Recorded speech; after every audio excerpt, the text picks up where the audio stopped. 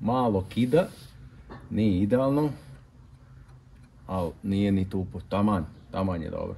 Tako da, evo ga, nisam tako stručnjak da tako tanko isečem, ja to malo seljački deblje sečem, ali...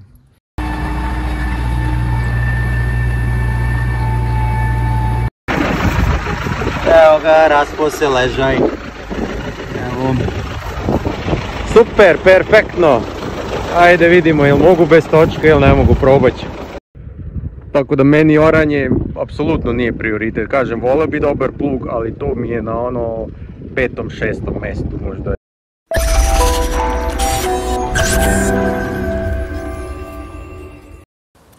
Bolje da si kući spavao i šta si do sada čekao. To su dve najčešće rečenice kad ovako poljoprivrednik neko od nas nešto radi, pokaže, pa to nije baš najkvalitetnije ili na vrijeme urađeno. Za mene je sad ovo druga rečenica aktualna, evo početak januara i još uvijek orem. Ne zato što sam baš tako teo, nego jednostavno što sam bio jako zauzet, nisam imao vremena, a i vremenski uslovi nisu dozvoljavali. Znači, ceo novembar i skoro ceo decembar blato je bilo, kiše padalo i sad su se stvorili neki uslovi. Ostalo je još trećina, možda manje od trećine i završit ću to sve.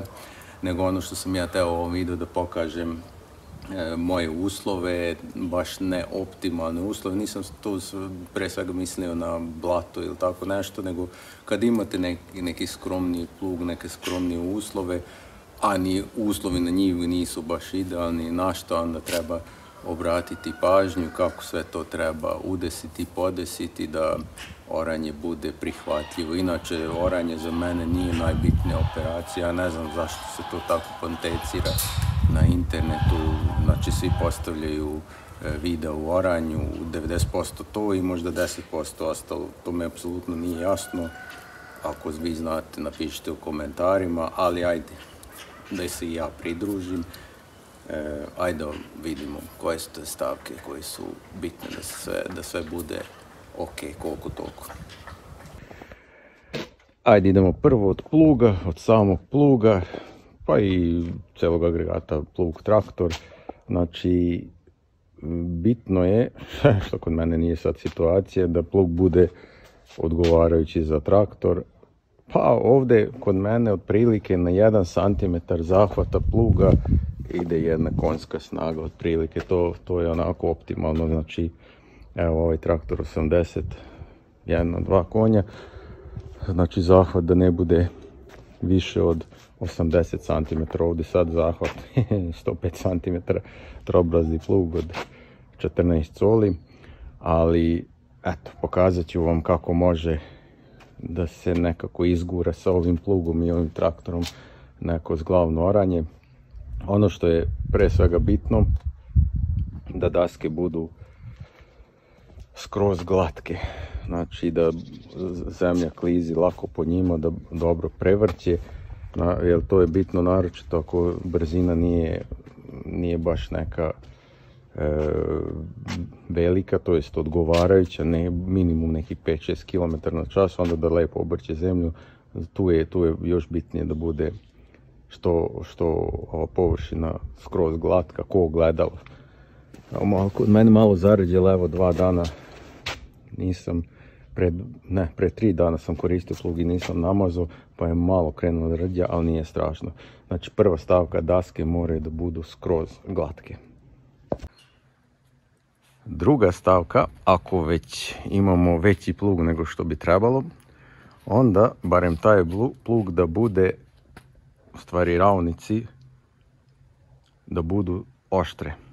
Ja sam pokazivao već u prethodnim videima ono sa papirom kako seče, ali sad imam slikoviti primjer preko kojeg ćete bolje zapamtiti koliko treba da bude oštar plug, a to je proba sa popularnim parizerom. Sad ću da vam pokažem koliko treba da bude oštar plug. Evo ga parizer, ajde vidimo kako treba da seče ravnik. Evo ga, sad sam ja malo smotan.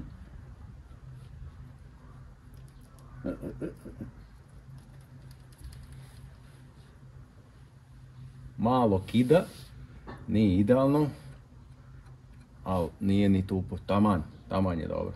Tako da, evo ga, nisam tako stručnjak da tako tanko i sečem, ja to malo seljački deblje sečem, ali mislim da ste shvatili šta treba da bude, jel tako?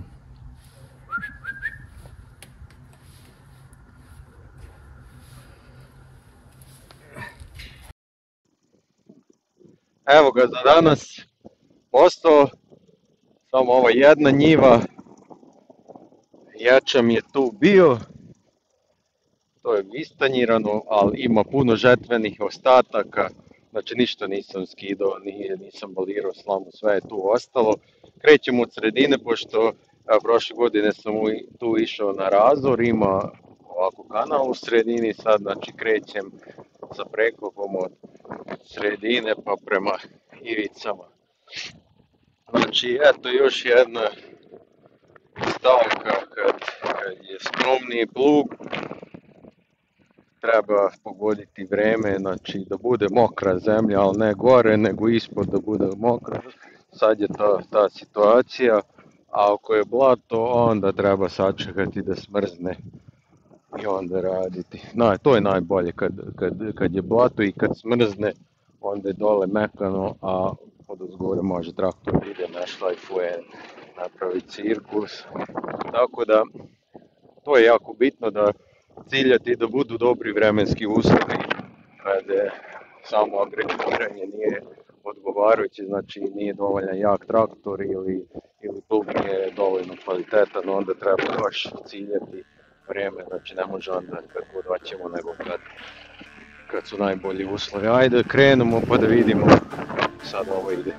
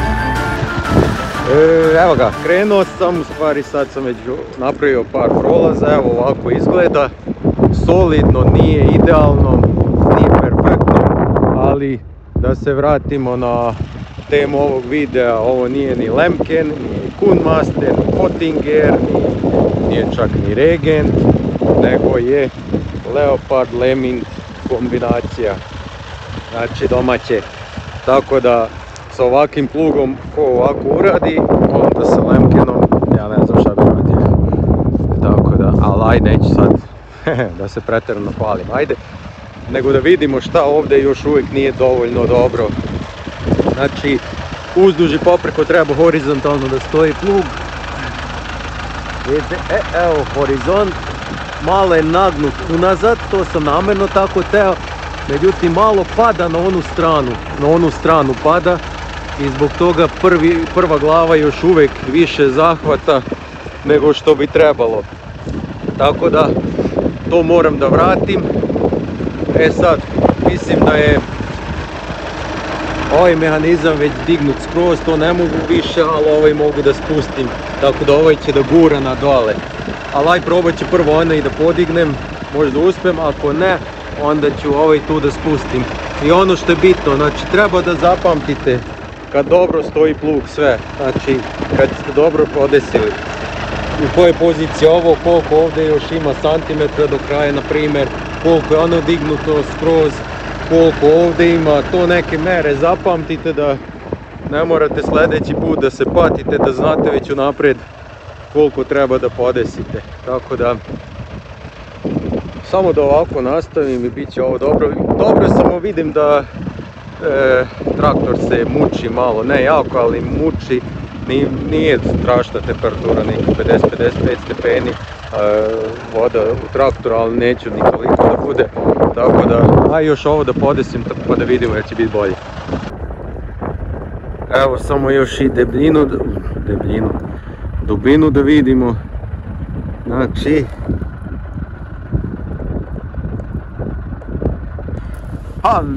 sad ne znam, ne vidi se, vjerojatno niste baš najbolje vidjeli, ali tu negdje od 23-4, ponekad je u nekim, evo na početku tamo, tu gdje krećem, tu možda nema ni 20, tu gdje je mekši ima 25-6, ali recimo da je dubina 23-4 cm, to je meni sasvim dovoljno, ja uopšte ne želim ni da idem dublje od toga, tako da uspio sam onu jednu polugu da dignem, onu tamo, kako da kažem, desnu, ajde vidimo.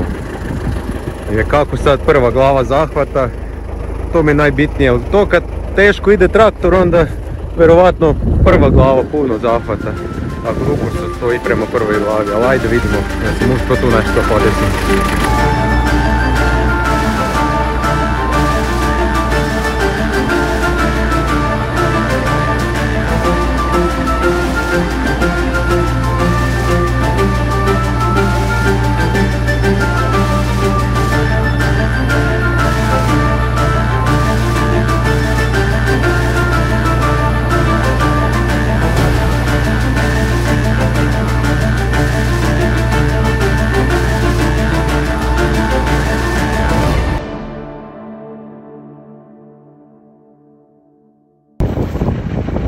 I evo ga, nevolja. Nevolja. Otpo je točak od pluga.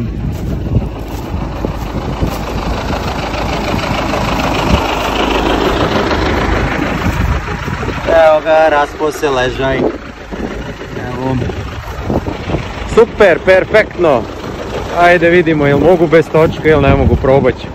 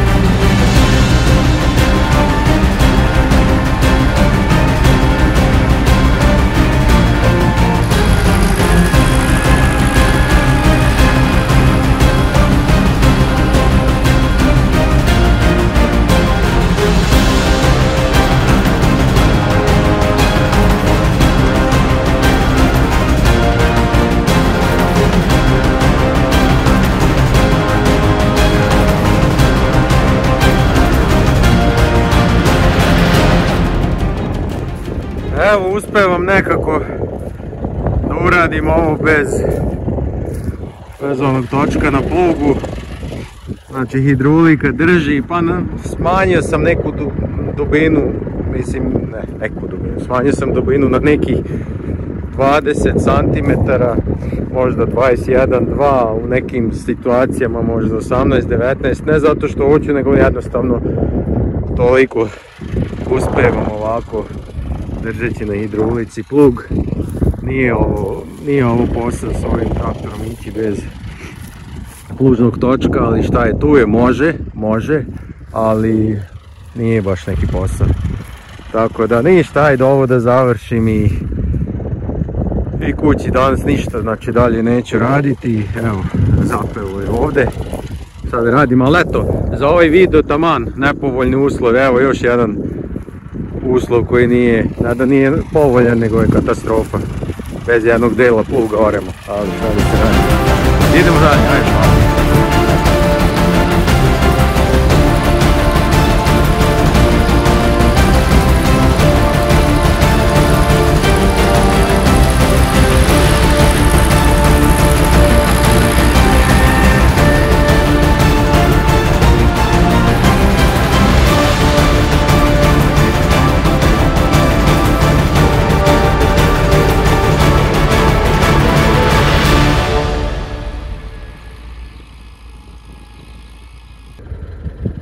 Naravno, volio bi ja jedan dobar plug, tipa ono što sam na početku spominjao, Lemken, Pottinger ili tako nešto, ali svakako mi to nije prioritet. Možda mi se ovakve stvari ne bi dešavale, ali oranje, ja ne znam da od ovog, ok, može od ovog bolje, ali sad 10 puta bolje to baš i ne verujem, a pričamo o tim cenama. Ovaj moj plug je 500 eura bio, a jedan s glavom plug od 3000 eura pa nadalje. Tako da meni oranje apsolutno nije prioritet. Kažem, volio bi dobar plug, ali to mi je na ono 5., 6. mjestu, možda i više. Prskalica mi je mnogo bitnije sad kad bi trebao da ulažem u nešto ili da remontujem tanjiraču ili šta je, ždrljača bi mi jedna dobra trebala. Tako da to bi mi bilo sve preče od pluga, jer evo plug, vidite, i s ovim problemom što sam danas imao, uradio sam sasvim solidno. Ja ne znam, ok, kažem, može bolje, ali ne, sad nemam pojma koliko bolje. Evo čak i ovaj peh što sam imao ovdje, evo tu, vidite ovdje, evo sad je sredina kamere, vidite tu brdašce. Tu mi je otpao točak i tu sam probao bez točka i prvo je krenulo jako duboko, cijelo brdo sam napravio, pa dok sam ja skontao kako to ide, ali vidite posle kako je dobro išlo. Ok, posle tu malo problema i onda završio sam koliko, mislio sam da neće moći da završim. Može, ali nije to, nije, za ovaj traktor mora da bude plužni točak, inače samo se mučite, stalno treba hidrauliku drndati i podešavati, ali može, eto vidite, može. Tako da to bi bilo to za ovaj video, nadam se da vam je bio koristan. Ok, mnogi ovo već sve znaju, ali verujem da ima i neko kome je sad ovo bilo korisno, barem nešto od ovog videa, tako da to je to, hvala vam na gledanju, uskoro se ponovo vidimo, svako dobro i pozdrav!